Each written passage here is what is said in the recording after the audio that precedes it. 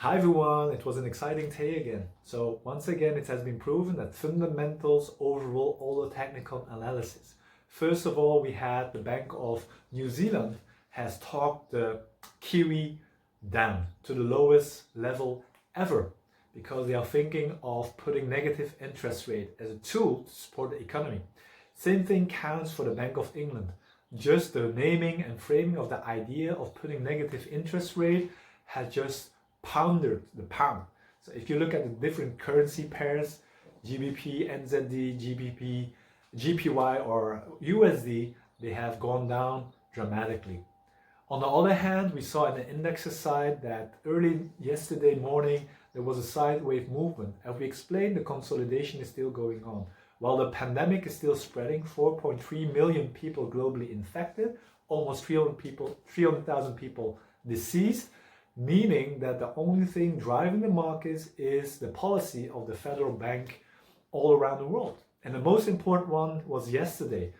G. Powell from the Federal Bank of US mentioned that he is opposed to negative interest rate.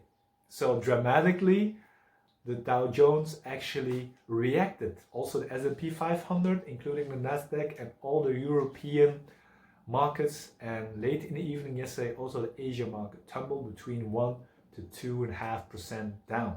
It's the third consecutive day that the markets are slipping away, so it means in general that the fourth and the fifth day there's an opportunity to rebound, especially all those shares that are qualified as post-pandemic winners. Okay, so once again what Powell said was really crucial. It doesn't mean that it's already here to stay, but he feels that if there's no success in the reopening of the economy and there's a second wave of pandemic, then he is afraid that the economy will suffer towards a depression and that we will have a long-lasting issue in the real economy. Still more stimulus is needed despite the deficit that the global governments have already been taking care of. Meanwhile, President Trump is fighting against China and playing this blame game, and China is actually dropping back. This is also seen in the risk of sentiment at the current moment. But for the meanwhile, it's only in words and no real actions. So we have saw some small actions that investing funds are pulling their resources back from China, and some major corporations are rethinking their operation post-pandemic period.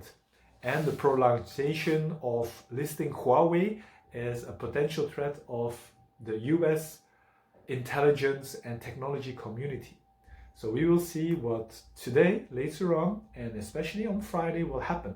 So when the markets open, we expect a small rebound of the different levels before it actually sees the real turning point of the markets. So be safe, trade safe, and have a great day. Checking out.